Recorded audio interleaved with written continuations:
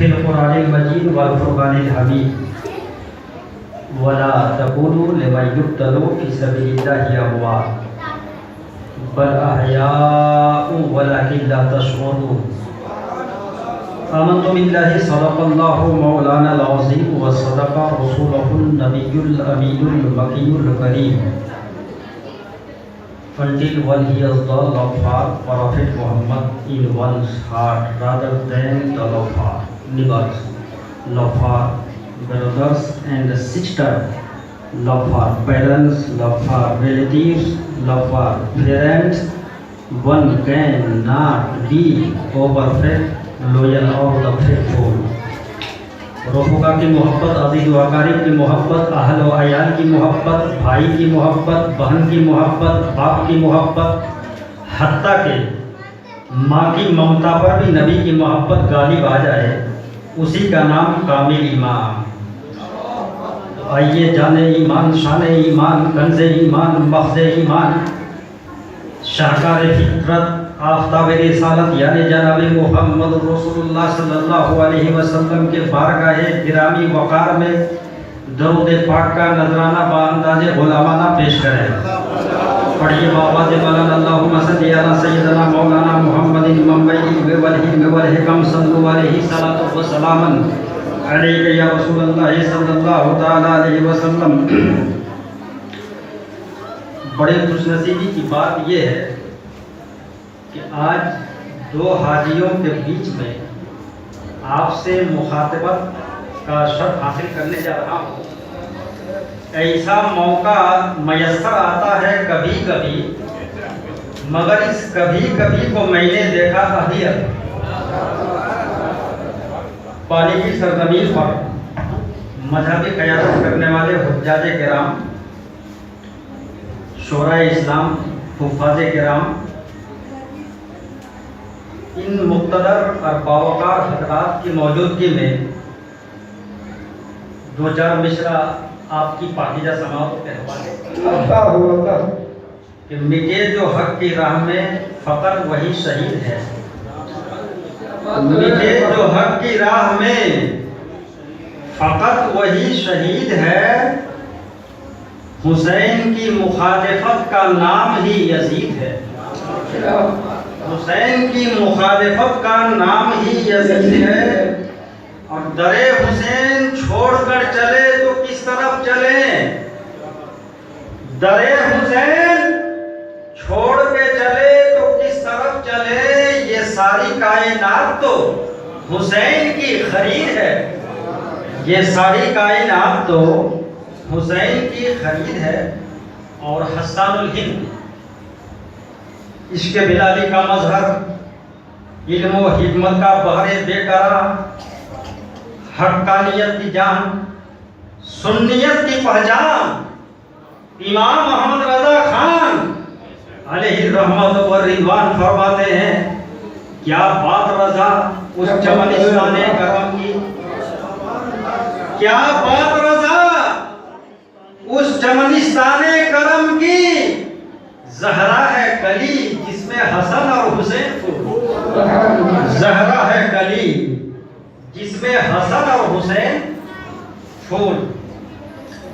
اس دور پرفتن میں یہ بات بھی صداقت سے خالی نہیں ہے کہ جہاں پر گمراہی کے گڈھوں میں پھٹکانے والا ڈاکٹر ذاکر نائک جیسا نامراد اس انڈیا میں موجود ہے، وہیں پر ہماری اور آپ کی خوش نصیبی یہ ہے کہ ہمارے پھسلتے ہوئے قدم کو صراط مستقیم پر گامزن کرانے کے لیے الہ آباد کی علمی و ادبی سرزمین پر افہام و ادراک کا شہنشاہ آبرو علم و حکمت شفیع ملت حضرت علامہ مفتی شفیق احمد صاحب شریفی کی بامراد ذات گرامی بھی موجود ہے.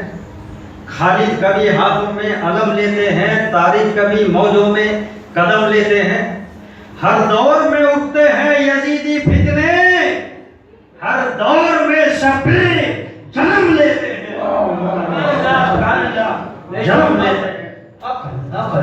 جس انڈیا میں آپ اور ہم رہتے ہیں، یہ ہمارا وطن عزیز، یہ ہمارا بھارت مختلف مذاہب اور لاتعداد ثقافتوں کا پرامن خطہ تھا.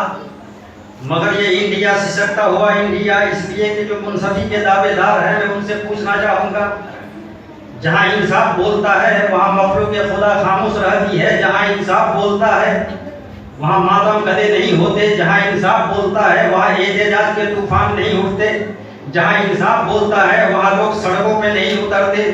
مگر آپ سروے کرو، جائزہ لو، جگہ جگہ پہ احتجاج کے طوفان اٹھ رہے ہیں، لوگ سڑکوں پہ اتر آتے ہیں۔ ریزن کیا ہے، وجہ کیا ہے؟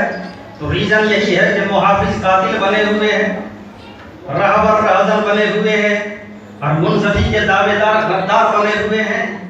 تو ہمارے اس بھارت کا انقلاب 1857 کا انقلاب، یہ تن کے گورے من کے کالے انگریز نے اس کو غدر کہا ہے، 1857 کا غدر۔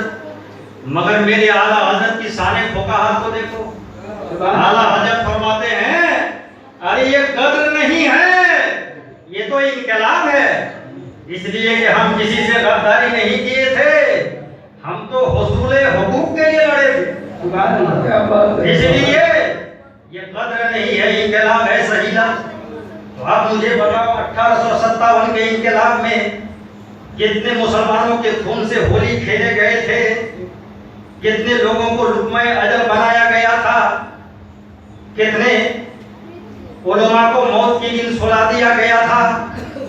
7,000 علماء کرام علامہ فضل حق خیر آبادی کی سرکردگی میں اٹھے تھے، تو ان علماء حق کو ان انگریزوں نے دلی کے لال قلعہ پر پھانسی کی سزا دے دیا، اور علامہ فضل حق خیر آبادی جنہوں نے بھارت کے عظمت کو بچانے کے لیے ان تن کے گورے من کے کالے کے خلاف جہاد کا فتویٰ دیا، اس کو کالے پانی کی سزا دے دی۔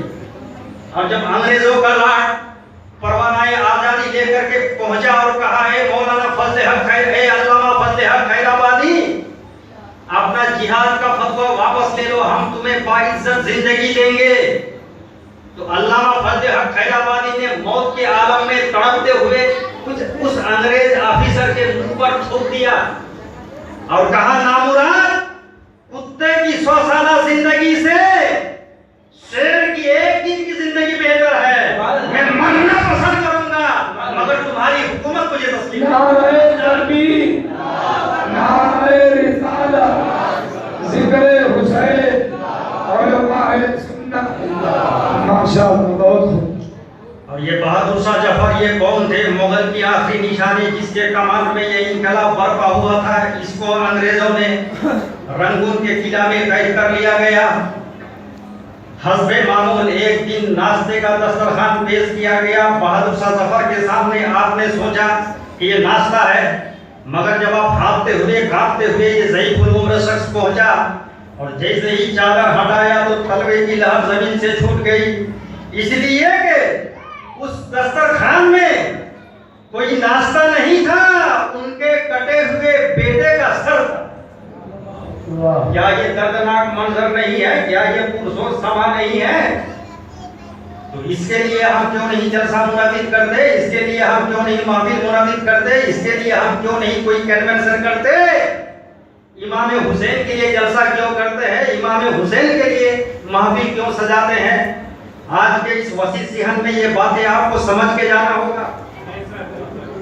بغداد کی ساری سرزمین کو دیکھ لو، یہ ہمارے علم و ادب کا گہوارہ تھا بغداد، جہاں پر مدبر پیدا ہوئے تھے، جہاں پر مفکر پیدا ہوئے تھے، جہاں پر دانشور پیدا ہوئے تھے، جہاں پر بڑے بڑے مصنف پیدا ہوئے تھے۔ غوث پاک بغداد کی دین ہے، جنید بغدادی بغداد کی دین ہے، سرری سکتی بغداد کی دین ہے، بڑے بڑے مفتی پیدا ہوئے تھے وہاں پر۔ مگر جب ہلاکوں نے اس بغداد کو تباہ و برباد کرنا چاہا، شیخ سعدی علیہ الرحمہ نے مرثیے میں اپنے اشعار کہے ہیں، ہلاکوں کے گھوڑوں کے ٹانگوں کے نیچے بغداد کی تباہی کو اپنے مرثیے میں بیان کیے ہیں۔ بغداد کی کوئی ایسی گلی نہیں تھی جہاں پر خون نہ بہا ہو، بغداد کی کوئی ایسی دیوار نہیں تھی جہاں لاشوں کو سہارا دے کر نہ رکھا گیا ہو۔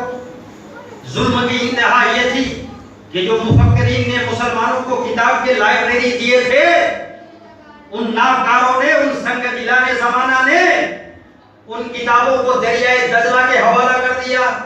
اب جس رنگ کی کتابیں جاتی تھی وہ رنگ پانی میں ابھر آتا تھا. 7 دن تک دریائے دجلہ اپنا وجود کھو چکا تھا. کیا یہ دردناک واقعہ نہیں ہے؟ اس کے لیے ہم کوئی محفل منعقد نہیں کرتے. اسپین کا واقعہ 1491 عیسوی میں اسپین کا زوال ہوا. طارق ابن زیاد نے 18